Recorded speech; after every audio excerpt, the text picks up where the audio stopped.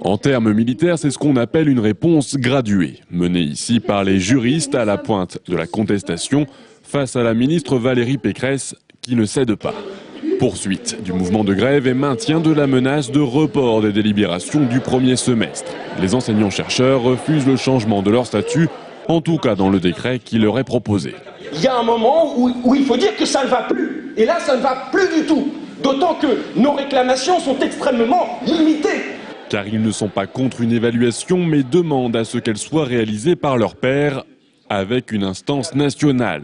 Ils refusent également la modulation de leurs services entre recherche et enseignement par les présidents d'université. Il faut continuer la mobilisation dans l'espoir enfin d'être écouté, entendu et respecté.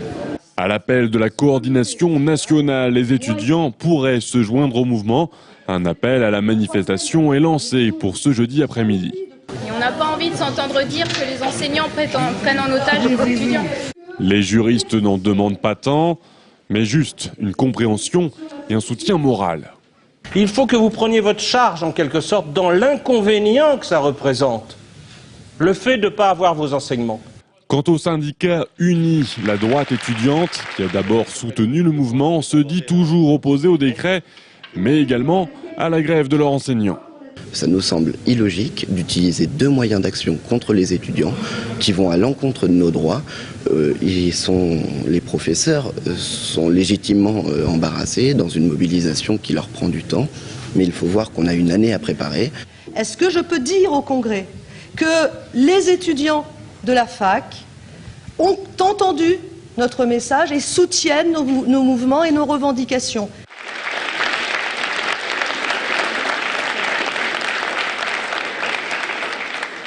Le congrès de l'université réunit pour répondre à une question. Quelle politique l'université compte mener face à la réforme?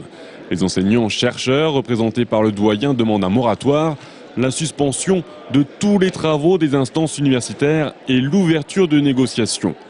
Hors amphi, plus de 100 étudiants se sont réunis en silence pour marquer leur soutien.